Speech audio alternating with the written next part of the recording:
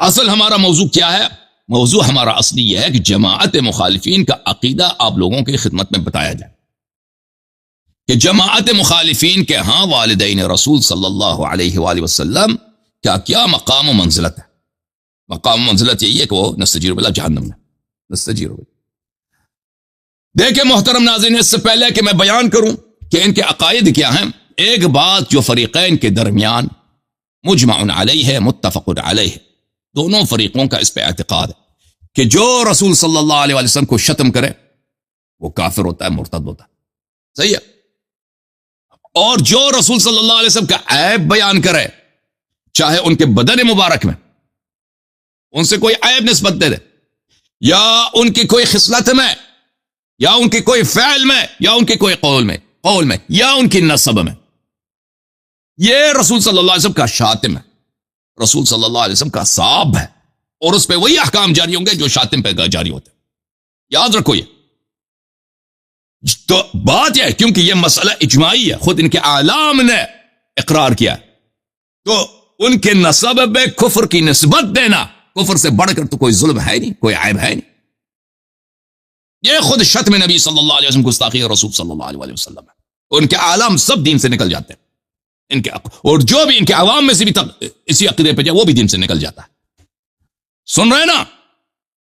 اس بات کو دیکھو، اس بات یہ بڑا نقطہ اہم ہے. میں پہلے اس سے پہلے کہ ان کا عقیدہ ثابت کروں، یہ اس بات پہ کہ رسول صلی اللہ علیہ وسلم سے عیب ان کی نسب میں ملحق کرنا یہ گستاخی اور شتم ہے، اور گستاخ اور شاتم کا جو ہے حکم کیا ہے وہ آپ جانتے ہیں.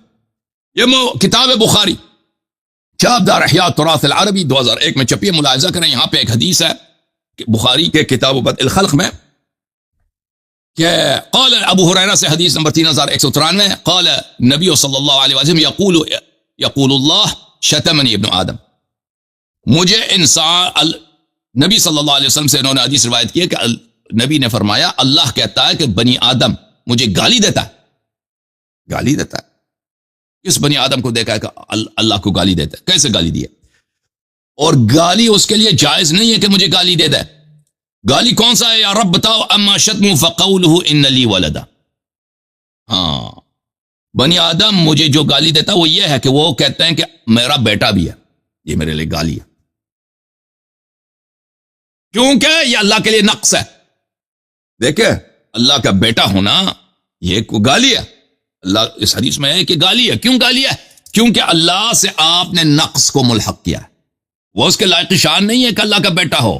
ٹھیک ہے، البتہ بخاری مسلم کے رب کے لیے ہے. کیوں؟ کیونکہ جب وہ بھئی اس کا ناڑا ہے، اس کا کپڑا ہے، اس کے داڑھی ہے، بال ہیں، داڑھی تو نہیں ہے، وہ کیا ہے، چکنا ہے، کئی ہاتھ ہیں، تو وہی حالت تناسلی بھی ہوگا. بیٹا ہو بھی سکتا ہے نا. اب نہیں ہے، شادی نہیں کیا، اگر سیٹنگ کرے حور العین سے، ہے کہ نہیں؟ میں نے پوچھا تھا نا مولوی حبیب سے کہ آپ کے رب تو اس کے سب اعضاء ہیں نا، اگر وہ سیٹنگ کرے حور العین سے بغیر شادی کے نہیں کر سکتا. اس کے پاس کوئی دلیل نہیں تھا نا. سنا آپ نے؟ بہرحال تو فرمایا کہ میرا یہ گالی یہ ہے کہ میرا بیٹا نہیں ہے. یہ کہتے ہیں میرا بیٹا ہے. یہود کہتے ہیں کہ عزیر ابن اللہ، اور نصارہ کہتے ہیں کہ عیسیٰ ابن اللہ. اچھا، یہ کتاب فتح الباری بشرح سقیم البخاری الجزء السادس تعلیف ابن حجر الاسقلانی چاپ دار الفکر 2007 میں چھپی ہے. ملاحظہ کریں، اسی حدیث کو نقل کرتا ہے وہ، صفحہ نمبر 332 ہے. یشتمنی ابن آدم، بنی آدم مجھے گالی دے رہا ہوتا ہے، میری گستاخی کر رہا ہوتا ہے. والشتم هو الوصف بما يقتضي النقص. شتم کی تعریف کرو ابن حجر. شتم، گستاخی، گالی. شتم اصل بولتے ہیں گالی کو، فحاشی کو. شتم وہ ہے کہ آپ ایسی وصف لے کے آئیں جو نقص کا، نقصان کا، عیب کا مقتضی ہو، عیب ثابت کر رہا ہو. آپ نے کہا اللہ کا بیٹا ہے، اللہ کے لیے عیب ہے. ٹھیک ہے نا؟ وہ جسم جسمانی بن جاتا ہے، اور جسم جسمانی اللہ کے لیے عیب ہے، خالق ہی نہیں ہے پر تو. اچھا، ان کے دوسرے اعلام نے بھی یہی کہا ہے. میرے محترم ناظرین ملاحظہ کریں، کتاب عمدۃ القاری بشرح سقیم البخاری الجزء الخامس عشر طبع دار الفکر محمود عینی صفحہ نمبر 110 میں، یقول اللہ شتمنی ابن آدم شتمني هو الشتم هو توصيف الشيء بما هو ازراء ونقص. شتم وہ ہے کہ آپ کسی چیز کا مرتبہ نازل کر دیں، اس کے لیے نقصان اور عیب کو نسبت دے دیں. لا سیما فيما يتعلق بالغیرہ. اللہ اللہ اللہ اللہ، بالخصوص ایسی بات جو غیرت سے متعلق ہو. اللہ اللہ اللہ اللہ اللہ. نقص، ایسا نقص جو بالخصوص غیرت سے، عزت سے، اس سے متصادم ہو، اس کے متناقض ہو، اگر ایسا وصف آپ نسبت دیں بالخصوص اس کو، وہ تو گالی ہوتا ہی ہے. اچھا سبحان اللہ سبحان اللہ. ابن حجر، اللہ کی لعنت تیرے چہرے پر. تو نے یہ حدیث تو نے دیکھی بخاری اور مسلم میں. نہیں، تو نے تو یہ حدیث دیکھی بخاری اور مسلم میں کہ تو، اور پھر اجماع بھی تم لوگوں نے کیا کہ رسول اللہ صلی اللہ علیہ وسلم کے سب آبا، ان کے والدین ماجدین جہنمی، کافر، مشرک ہے. تو تمہیں کیسے ذہن میں نہیں آیا کہ تم رسول صلی اللہ علیہ وسلم کو گالی دے رہے ہو، بالخصوص اس مسئلے میں جس میں غیرت کا تعلق ہے؟ کس کو غیرت نہیں اپنے والدین سے؟ ہاں، والدین سے غیرت نہیں ہے. وہ مولوی آیا تھا اس یہاں پہ پہلے ہفتے، پچھلے ہفتے میں نے دیکھا تھا نا، قیوم صاحب کو میں نے پوچھا، کہتے آپ کے والدین کو اگر کوئی کافر کہے گالی نہیں؟ کہتے نہیں جی گالی نہیں. دیکھا آپ نے نا؟ دیکھا آپ نے؟ نہیں دیکھا؟ ارے شیعوں کو مزہ نہیں آ رہا جناب، شیعوں کو مزہ نہیں آ رہا ان مجالس میں. شیعوں کو مزہ کیا آتا ہے؟ علمی مباحث نہ ہو نا، وہ جو ذاکرین کو سناتے ہیں اوٹ پٹانگ، اس میں ان کو مزہ آتا ہے. یہ کتاب الشفاء بتعریف حقوق المصطفیٰ صلی اللہ علیہ وآلہ وسلم، تعریف القاضی عیاض الیحصبی، جزء اول، چاپ دار الکتب العلمیہ. یہاں پر صفحہ نمبر 214 میں کہتے ہیں کہ نبی صلی اللہ علیہ وآلہ وسلم کی شان میں گستاخی کسے کہتے ہیں؟ عیب کسے کہتے ہیں؟ سب یعنی گستاخی، گالی، نقص، عیب، من تعریض او نص، کنایے کے طور پر ہو یا تصریح کے صورت میں ہو. اس کا حکم کیا ہے؟ کوئی نبی صلی اللہ علیہ وسلم کو گالی دیتا ہے، یا کوئی نبی صلی اللہ علیہ وسلم کو کا عیب بیان کرتا ہے، یا تصریح کرے، یا کیا کرے، کنایتن، اشارہ میں یہ بات سمجھا. اس کا حکم کیا ہے؟ کہتا ہے جو بھی شخص، ملاحظہ کریں، جو بھی شخص نبی صلی اللہ علیہ وآلہ وسلم کو گالی دے دے، یا اس کا عیب بیان کرے، یا اس کی ذات میں کوئی نقص ملحق کرے، نبی صلی اللہ علیہ وسلم کی ذات اقدس میں کوئی نقص، یا ان کے نسب شریف میں، او نسب ہی، یا ان کے نسب میں، اور کفر سے بڑا کوئی ہے؟ ان کے کوئی ہے بڑا عیب کفر سے، شرک سے، نجاست سے، یا ان کے دین میں، ان کی دینداری میں کوئی عیب ملحق کرے، یا خصلۃ من خصالی، یا ان کی کسی عادت میں، کسی خصلت میں، کسی بات میں وہ اس طرح کوئی عیب ملحق کرے. او عرض بھی، یا تصریح نہ کرے، اشارتن، کنایتن کہہ دے یہ بات. سبحان اللہ. اور یہ فرقہ لوگوں نے اجماع کیا بھائی، تصریح کے ساتھ اجماع کیا. اشارہ کیا ہے؟ اشارہ کس کو کہتے ہیں؟ اچھا، کہتے ہیں فہو الصاب لہ، ایسا شخص رسول صلی اللہ علیہ وسلم کا شاتم ہے، رسول صلی اللہ علیہ وسلم کا گستاخ ہے. والحکم فی حکم الصاب، اور اس کا حکم یہ ہے کہ شخص جو ہے گستاخ رسول صلی اللہ علیہ وسلم یقتل، یہ کافر بھی ہے اور یہ اس کا قتل کرنا واجب ہے. ٹھیک ہے نا؟ وہذا کلہ اجماع، اجماع من العلماء، یہ سب علماء کا اجماع ہے. وائمۃ الفتویٰ، سب مجتہدین کا فتویٰ، من لدن صحابہ الی حلم جر، صحابہ کے زمانے سے آج تک یہ اجماع کا کوئی ملاق مخالف ہے ہی نہیں. صحیح، الحمدللہ. اپنی کفر پہ اعتراف کر لیجیے، ہے کہ نہیں بھائی؟ صحیح ہے. اجماع کس بات پہ کیا ہے؟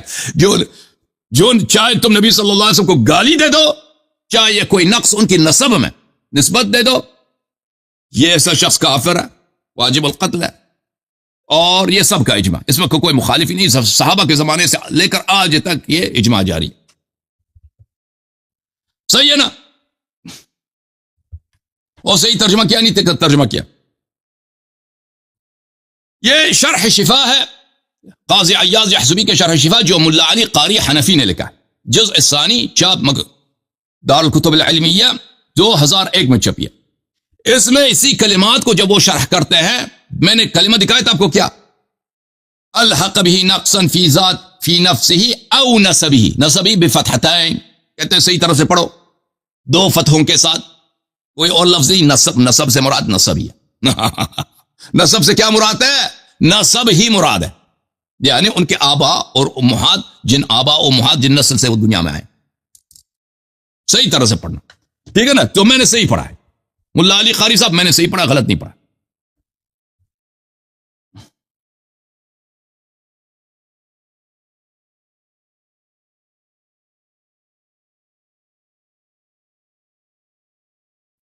یہ کتاب المحلى لابن حزم الظاہری، جزء 11، طبع ادارت المنیریہ بمصر، صفحہ نمبر 412.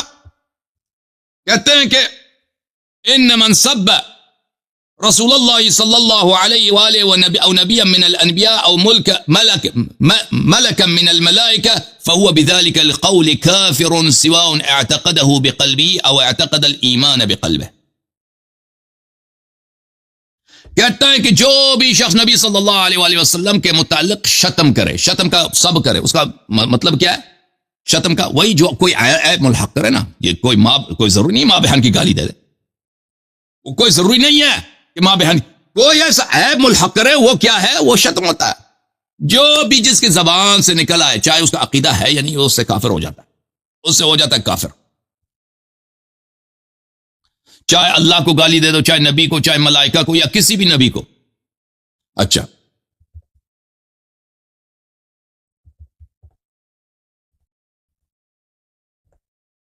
یہ کتاب اکفار الملحدین فی ضروریات الدین، تعلیف العلامہ المحدث الکبیر الشیخ محمد انور شاہ الکشمیری الہندی، طبع المجلس العلمی، کتاب چھپی ہے سنہ 2004 میں، کراچی پاکستان میں چھپی ہے. یہ صفحہ نمبر 54 ہے. ایما رجل سب رسول اللہ صلی اللہ علیہ وسلم، جو بھی مسلمان رسول صلی اللہ علیہ وسلم کو گالی دے دے، او کذبہ یا تکذیب کرے، او عابہ یا عیب بیان کرے، او تنقصہ یا ان کی ذات میں کوئی نقصان بیان کرے، ان کی نسب میں، ان کی ذات میں، ان کی خصلت میں، ان کی دینداری میں، فقد، سبحان اللہ، یہ فتوے تو دیتے ہو پر جو تمہاری کتابوں سے جب نکالتے ہیں کہ ابوبکر نے یہ کیا، عمر نے اس طرح رسول صلی اللہ علیہ وسلم سے بات کیا، ٹھیک ہے نا، اس طرح خطاب کیا، عائشہ نے یہ بولا ہے نبی کو، تو پھر وہ سب بھول جاتے ہوئے اجماع ختم ہو جاتا ہے اس وقت. فقد کفر باللہ تعالی، ایسا شخص کافر ہے. وبانت منہ امرأتہ، اس کی بیوی بھی اس سے الگ ہے. اجمع المسلمون علی ان شاتمہ صلی اللہ علیہ وسلم کافر، مسلمانوں کا اجماع کہ جو نبی صلی اللہ علیہ وسلم کو شتم کرے وہ کافر ہے. شتم سے مراد کیا ہے؟ شتم میں نے بتا دیا نبی بخاری سے، حافظ ابن حجر کا جو تعریف ہے کہ جو عیب نسبت دے دے نبی صلی اللہ علیہ وسلم سے، ٹھیک ہے نا. ومن شک فی عذابہ وکفرہ کفر، اور جو ایسے شخص کے عذاب اور کافر ہونے میں بھی شک کرے وہ بھی کافر ہے.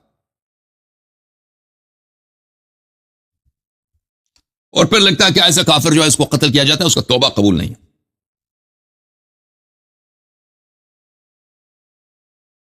اچھا، تو یہ مطالب کافی واضح ہیں، اس سے زیادہ ہم دکھانا چاہیں دکھا سکتے ہیں، لیکن یہ میرے خیال میں اتنا کافی ہے کہ ان کا اجماع شاتم رسول صلی اللہ علیہ وسلم کے متعلق اور شاتم سے کیا مراد ہے یہ کافی واضح ہو چکا ہے.